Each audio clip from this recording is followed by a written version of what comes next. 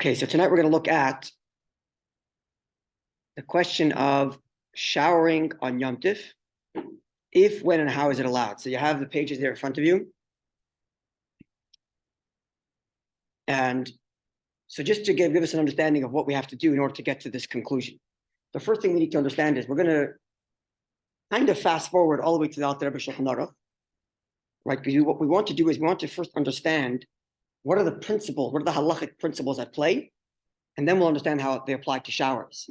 So for the first half, when we discuss the halachic principles, don't get jarred if you hear something that's contrary to what you usually know how to practice, because it doesn't necessarily jive with the realities of what we're dealing with.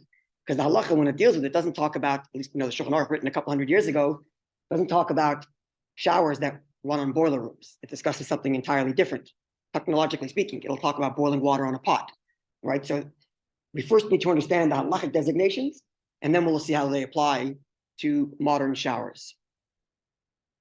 So the first thing to know is, of course, we know that on Shabbos, there are 39 malachas, 39 prohibited works.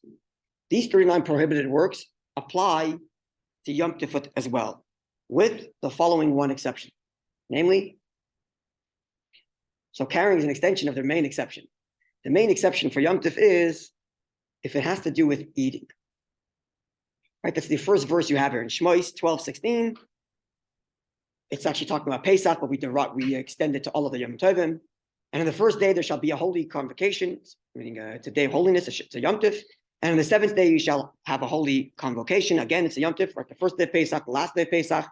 No work may be performed on them. Okay, so there's a prohibition against work. But then it says, but what is eaten by any soul, that alone may be performed for you. So if the malacha has to do with eating, then it's permitted on Yom Tov. And this is why we, of course, cook on Yom Tov.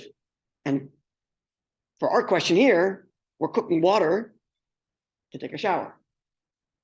That's what we're doing.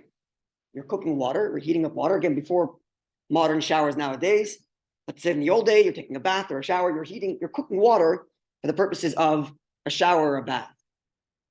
So the first question here is, as I read in the intro there, does the allowance to cook on Yom Tov extend to heating water for washing one's body, for bathing or washing one's body? So we look now at the next text, the Gemara in Beitza Chav Aleph Amud Beis. It's a Mishnah. Shammai says, a person may not heat water on a festival in order to wash his feet unless it is also fit for drinking. As they hold that kindling a fire on a festival is permitted only for the sake of preparing a food, but not for washing. Notice here he talked about kindling a fire. He didn't talk about putting a pot of water onto an already existing flame. He's talking about lighting a fire.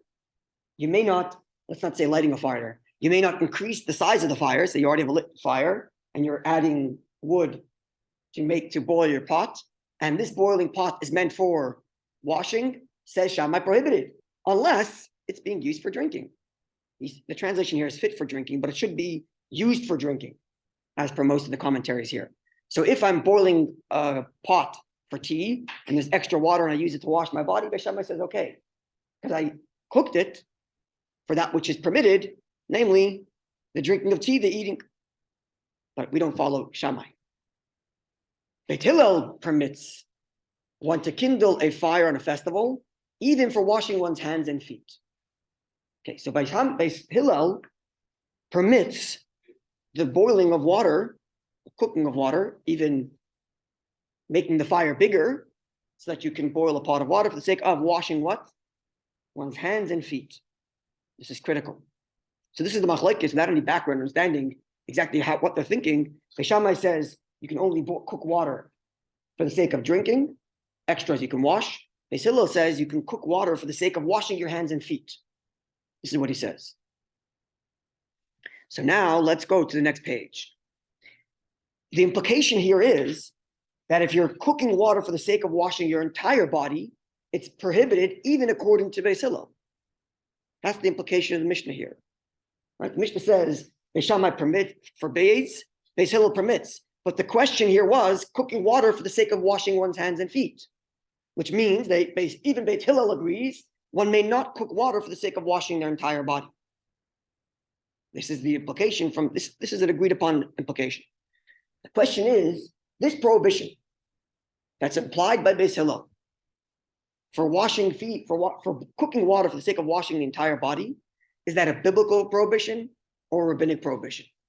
That's the dispute that we're going to look at right now. So on page 2, you can see opinion 1 is that heating water on Yom Tif, we're talking about now here, heating bottle of water for washing the entire body. If it's just hand or feet, Beis Hillel says it's permitted. We're not looking at Beis Shammai because we don't follow Beis Shammai. Boiling water for washing hands and feet, yes. Boiling water for whole body, no. Why? Opinion 1, it's rabbinic. How so? This is Rambam's view. Rambam of the Laws of Yom Tif, chapter 1, halacha 16 reads, bathing and anointing oneself are considered in general category of eating and drinking. So to his mind, the Torah says you're allowed to, quote, do anything for eating. Washing is part of eating. What does that mean, washing is part of eating? That means anything that is for the need of my personhood is allowed, including cooking and including boiling water for a bath. So they are permitted on a holiday, as indicated by the verse, which we read earlier, only that from which all souls will eat, may you perform, i.e., all the needs of the body are permitted. This is Rambam's view, that biblically speaking, you're allowed to cook water for the sake of washing your entire body. So, and that's what he writes. Therefore, one may heat water on a holiday and wash his hands and feet. It is, however, forbidden to wash one's entire body, as we've learned, but this cannot be biblical in Rambam's view, because biblically speaking, from Rambam's perspective, you may cook water for the sake of washing. So why can't you? This is a decree. It's a rabbinic issue, instituted to prevent the use of bathhouses. That's a separate issue, which we're not going to delve into today. The old bathhouses, that's a prohibition because there are people, their attendants there are actually cooking, lighting fire for you. So because the bathhouse is a problem, therefore we're telling you not to boil water to wash your entire body. But your hands and feet, that's too far-fetched to prohibit someone from boiling water for the sake of washing his hands and feet. That's going to lead him to go to a bathhouse. That's not going to happen. If we told you you can boil a bath to go bathe in, you might say, hey, why boil a bath at home? I can go to the bathhouse. And that's what Rambam writes we're worried about. Bottom line, boiling water for the sake of washing your entire body in Rambam's view is a rabbinic issue. Now, what does that mean for us? Or at least let's expand that view. And the chart on the bottom of page 2 is derived from the Alter Rebbe Shulchan Aruch, chapter 511. So because as you can see here, when water was heated, so you see that the axis on the left. So if water was heated on Yom Tif, then you may not, if the water was heated on Yom Tif, you may not wash your entire body. Whether you're doing it limb by limb is irrelevant, or whether you're doing it, your entire body is irrelevant. You may not boil water for the sake of washing your entire body. That itself is a rabbinic prohibition. Therefore, following this line of reasoning, if you cook the water before Shabbos, or before Yom Tif, the water is boiled before Yom Tif, then you're permitted, in Rambam's view, to bathe your entire body. As the Rambam writes in that last paragraph. When water was heated before the commencement of the holiday, one may wash one's entire body with it on a holiday. Because that would be what's called a gzeira l'gzeira, a decree to a decree.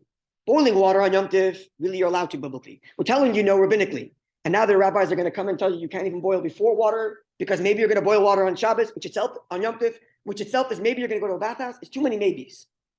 And therefore, in Rambam's view, water that was heated before Yom Tif, you may use to wash your entire body. I'm hoping you're seeing how this might be relevant to a shower, an hour, right? So this is where we're building to. This is view number 1. Now let's go to page 3, opinion number 2. So again, opinion 1 was that the Rambam, that the boiling of water on Shabbos for the sake of washing your entire body is only rabbinic, and therefore if the water was boiled before Yom Tif, no problem. If the water is boiled before Yom Tif, you may wash your entire body. You may bathe for that matter. Okay? However, the Tosafot disagree. The Rambam has many who agree with him, and the Tosafot has many who agree with them. I'm just using them as samples. They're the most predominant in their dispute, but there are many that would fall into this camp or to that camp, down to Sephardim, Ashkenazim, till this very day. Rambam Sephardi and Tosafot being Ashkenazi, as we'll see. So Tosafot writes on that very passage of the Gemara in Beitza, which we read earlier, in that Mishnah. The Mishnah read, Beit Hillel permits, and as we noted, specifically for one's feet, hands and feet, but for one's entire body, they agree that it is forbidden. 4, in order to apply the biblical permissibility to heat water on Yom Tov, we require that there be a universal need. In other words, like this. Tosfos is understanding like this. When Beis Hillel says you're allowed to wash, you're allowed to boil water for the sake of washing your hands and feet, but you may not boil water for the sake of washing your entire body, Tosfos understand that's a biblical issue. How so? Because when the Torah said that on Yom Tov you're allowed to do work that's necessary for the body, the Torah said l'chol nefesh. What was the verse there? Top of page 1. L'chol nefesh hu levad lo ya'asa. For all people, meaning to say, only the kind of things that are universally a need is permitted on Yom Tov. If it's not universally a need, it's only the need of those who are particular, then it's not permitted. And therefore, concludes Tosfos, and this, the washing of the entire body, is only appropriate for people who are very particular. But washing hands and feet are universal needs. So in his view, the fact that you may not boil water on Yom Tov for the sake of washing your entire body is biblical. So what happens now if you boil the water before Yom Tov? Now you have the rabbinic decree. The sages come and say, do not boil water before Yom Tov for the sake of washing on Yom Tov, lest you do the same on Yom Tov itself, because that itself is biblically prohibited. It's a question of how far a step removed you are. The broader the biblical, then you put one step forward and you have the rabbinic. So if the biblical is, as Rambam says, the biblical is, you're allowed to boil water for your entire body on Shabbos, on Yom Tov, then that's the rabbinic. The rabbinic is, don't boil for your entire body, only boil for your hands and feet. But Tosfos moves the biblical one step outward. Boiling water for the sake of your entire body on Yom Tov is biblical. So what's the rabbinic prohibition? Don't do it for the sake of before Yom Tov. Clear? So now, which means like this. Now here's where the issue of one limb at a time comes in. Let's look at the diagram here. If water was heated on Yom Tov, whole body at once, prohibited. That's biblical. Even if you're doing the whole body one limb at a time, also prohibited because it's biblical. It's biblically prohibited to boil water for the sake of washing your entire body. But what happens if before Yom Tov you're boiling water before Yom Tov for the sake of washing the entire body of Yom Tov? It's also prohibited, but now that's only biblical. That's rabbinic. I'm sorry, right? With me, right? If it's rabbinically prohibited to boil water before Yom Tov for the sake of washing your entire body on Yom Tov. But what happens if you're boiling water before Yom Tov, but now you're only doing it limb by limb? Prohibited or permitted? So in this view, it's also permitted. Why is it permitted? Because to begin with, you're allowed to boil water for the sake of washing your hands and feet, right? That was the original permissibility of Beit Hillel. So now you're going to tell someone you cannot boil water before Yom Tov for the sake of washing one limb at a time. Each quart of water you take for a limb is itself permitted, even biblically. And then for the next one you take is again permitted. The next one you take is again permitted. So every time you wash another limb, it's still permitted, even if it ends up being your entire body.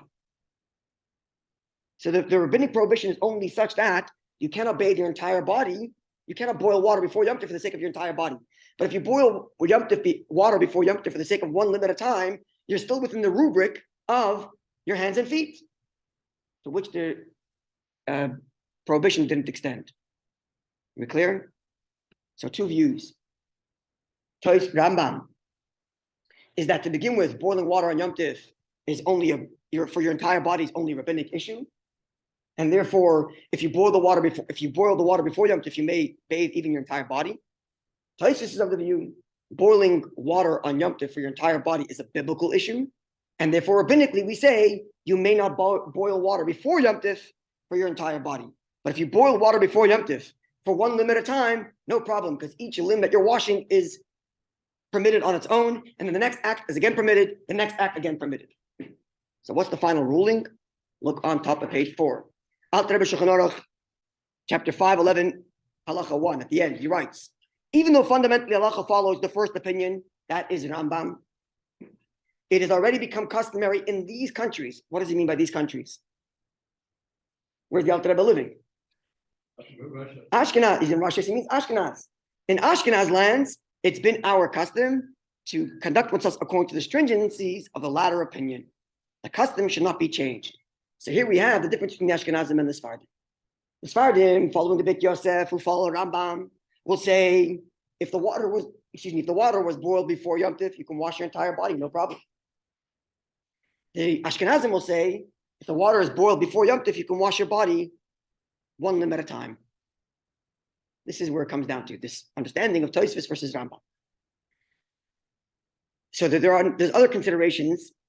Okay, so we haven't got yet to our showers. We're talking about the theory of you're putting a pot in your little your one stove heater in the center of your hut in your little shtetl, and you're putting a pot of water to heat up. That's what we're talking about till now. We haven't got to our showers yet. But before we get to that, I just added one more consideration that the Alter Rebbe adds elsewhere, which is you have to be careful on Yom Tov and on Shabbos not to do any wringing out. So one has long hair or long beard, don't wring it out, which means it becomes problematic. You want to really shampoo your hair on Yom Tov, even if we're going to find, as we'll see soon, that the permissibility to use our showers, shampooing one's hair and wringing it out, that becomes already problematic, as well as using soap bars become an issue as well because you're smoothing the surface. But if you used liquid soap and you weren't wringing out your beard, and the water was heated before Yom Tov, and you're washing one limb at a time, then even by Ashkenazi custom, this would be permitted. So that's how narrow the permissibility is for the Ashkenazi halacha, for the Ramah, which the Alter Rebbe follows here, is the water has to be cooked before Yom Tov, and you're washing limb by limb. Now the question becomes our showers. What do we consider our showers? Yeah. Limb by limb, showers, shots. And so you position yourself. You can do one limb at a time. Do a little dance in the shower.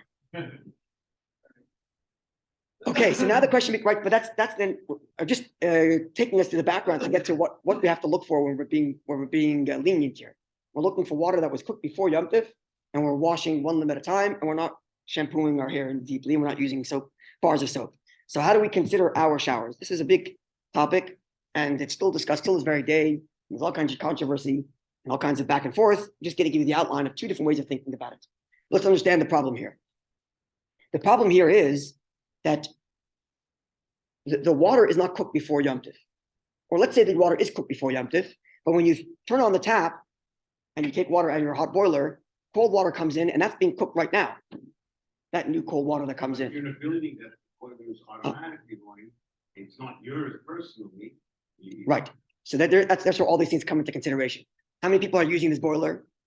How often does the electricity get triggered? Is it a guarantee that every single time I turn it on, it's going to bring new water in? And it's going to, sorry? Yes, but doesn't, in your personal house, as soon as you open up, water comes in, but is that going to generate the electricity right away? Is it a guarantee it's going to generate the electricity right away? But even if it doesn't generate the electricity right away, pouring cold water into that boiling hot water is itself cooking. So when you turn it on, you're really cooking new water that comes in. This is a big problem. Now, the question comes down to this. This is how I phrased it over here. Does water which is automatically heated on Yom Tov, it happens automatically. I'm not asking for the water to come in, even though in theory, if you wanted, you can turn your valve off before Yom Tov, so no new water comes in. If you really want to do that, and I know people do, you can do that, right? And then you might even be allowed to use it on Shabbos. You're not activating electricity, and no new water is coming in, no pressure, nothing. You won't get water. No, there's okay. So what they do is there's the valve on the bottom is where they put the cold water, and then your hot water comes from the top. Right. So if you turn the valve on the bottom off, so no new water comes in, you can still get water at the top. No, but it won't. No, it won't work. The shower won't work. It won't go on. But there is a special system that is That does that. That allows you to turn off the valve. No, it automatically does where it's not going to boil because it lowers the temperature. Okay, so that's the other option. I was going to say the other option is you lower the temperature. They lower it automatically. Okay, so that's right. It's never going to boil. That's the other option is to lower the temperature. That still becomes problematic because if the water is hot enough for you to take a good shower, it's cooking the new water that comes in, even if the machine doesn't turn on. So you avoid the machine turning on, but you're still cooking the new water that comes in. No, but then it's not reaching. No, it's, okay, the So system. the water is hot, right? The water that's currently in there is hot. Yes. So you put new cold water in. Even if the boiler machine doesn't go, the fact that you're pouring cold water into hot water is cooking that cold water. As long as the water is less. Okay, so then you don't get your hot shower, right? Okay, so assuming you're hot showers, you're taking cold showers, certainly you're avoiding all these issues, certainly. And even if it's under on Shabbos, we don't, but Yom Tov, yes, Yom Tov certainly. Yeah, the problem is with the hot shower. Okay, so the question now becomes: does water which is automatically heated on Yom Tov get the halachic designation as having been heated before Yom Tov or on Yom Tov? This is the big question that's discussed. Now, why would it be considered one or the other? It's happening on Yom Tov. What do you mean? Is it considered before or after? So here are the two ways of looking at it. You don't have to look at the text themselves, but you can see the headers that I put there. Opinion one is that when we say heating on Yom Tov, it means that the heating takes place on Yom Tov. And if the heating is taking place on Yom Tov, it's prohibited.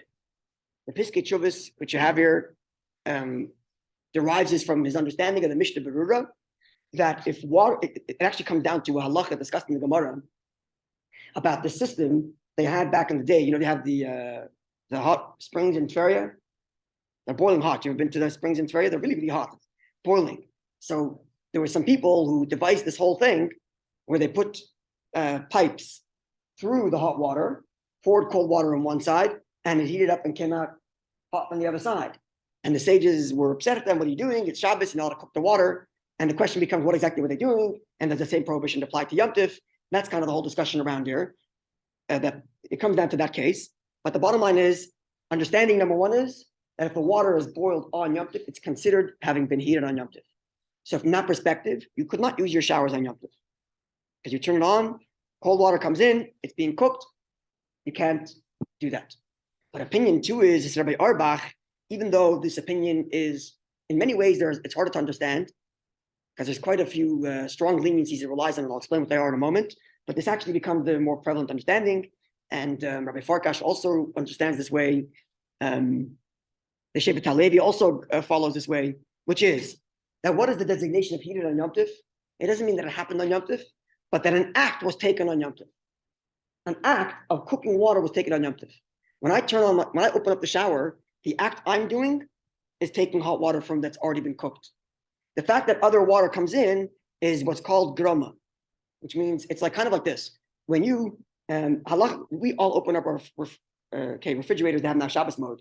But if you turn your light off on Shabbos and you don't have a Shabbos mode fridge, okay, let's not take Shabbos the fridge. Open your front door and you let heat into the house, right? You are by cause and effect, making the temperature in your house go up and causing the electricity to turn on and cool your house down. And yet we all walk in and out of our houses without any issue. Why is that? Because the distance of causality between my act and the net result of the air conditioner going is too distant to make it prohibited. And it's not instantaneous, and it's random, and it's distant. Rabbi Auerbach applied that same logic to turning on your faucets on Yom Tov. So many trying to understand what he's talking about. The water comes in, it gets cooked. So he writes, I actually don't think it's on that page. In the page I gave out, there's footnote 23, but I should have to put the 22 there also. But there he writes, because when I take out the water from the boiler, I have no interest in new water coming in. So my act of taking the water on Yom Tov is detached from the fact that new water happens to come in. And even if I happen to have generated the electricity boiler to go on at the moment that I happen to have turned it on, it's like me opening the front door, and it so happens at this point, the temperature came to the point where the air conditioner is going to go back on. It so happened at that point that they correlated. But in my act of doing so, it's not directly linked to it. It just so happens to be that that's what happened at that moment. It's called grama because of the randomness of it and because of the unpredictability of it. It's possible that when I turn it on, nothing is going to get cooked. Possibly yes, possibly no, because it's a possibility and it's distant, therefore I'm allowed to. This is what Rabbi Auerbach says, as much as it's difficult to understand. And this is, it would seem to me, the leading majority view. Turning what machine on? That's correct. He says, because I'm not interested, only adds, okay, I can read the words.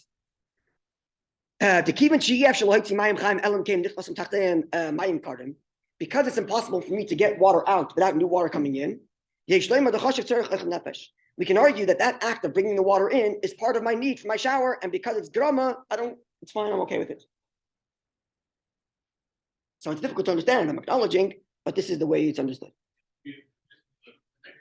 And this is what we do. He's talking about showers here. Yeah. Here's talking about shower. So in conclusion from all of this, the halachic conclusion is we're taking the stringency that cooking water on Yom Tov for the sake of a shower, there's us Ashkenazim are taking the stringency that cooking water on Yom Tov for the sake of a shower is biblically, for the sake of an entire body, is biblically prohibited. Water that was cooked before Yom Tov is allowed to be used on Yom Tov to wash one limb at a time. The boiler rooms in our homes are considered water cooked before Yom Tov, and therefore we can wash one limb at a time. He says you don't even have to do that. No. He says you don't have to do that. People do, and it's probably the correct thing to do, and there are many that do that, but I'm just telling you, Rabbi Auerbach is, I'm putting, the truth is, it's not like Rabbi Auerbach directly. Rabbi Auerbach has a few students. Rabbi Auerbach is a leading authority of the last generation when it comes to electricity issues. He did write quite a bit, not on this subject, but he wrote quite a bit on electricity, of the fact that we open refrigerators on Shabbos is thanks to his ingenuity and other things. Now, he has very close students, both of which transcribed a lot of the teachings that he told them into their books. And on this spectrum, a little more lenient view is Rabbi Neubart and Shmir Shabbos Kol Chasa, which is a very widely accepted view as the authoritative Rabbi Auerbach view. And here he quotes Rabbi Auerbach as saying, because of the distance between my act of pulling the water and whatever electricity is going to be turned on by the boiler or the extra water that's coming in, it's so distant and detached from me that I don't have to care about it, so long as I'm washing one limb at a time. And this is relevant because taking a bath would then become prohibited. Because if I take out enough water from my entire body, then even if I'm only washing one limb at a time, I've boiled enough water for my body, which is prohibited on Yom Tov. The permissibility is only that. In each act, I'm doing a permissible act. But if in one shot, I'm boiling enough water for my entire body, even if I wash limb by limb, it's forbidden. So which would mean no baths, but showers, one limb at a time. Okay, so I hope that got some clarity and some insight into how this halacha works. We're going to pause for mincha, and then afterwards we'll hear from Rabbi Shmuel. Bathing children, forget about it. Oh, so bathing children, it's in the notes there. It's the bathing children. I didn't get into it. It's in the notes there. And essentially, bathing children, for sure, limb by limb is okay. But even bathing children, the full body is considered a universal need. Even though the Alter writes that in his days, it was not a universal need, but it seems like it's accepted as a universal need. In the same way, hands and feet are a universal need, therefore it's permitted. Bathing children are also a universal need and therefore permitted. That's the general consensus. Only on Yom Tov, yes. And this is all hot water. If it's cold water, it's a different story. Okay, mincha.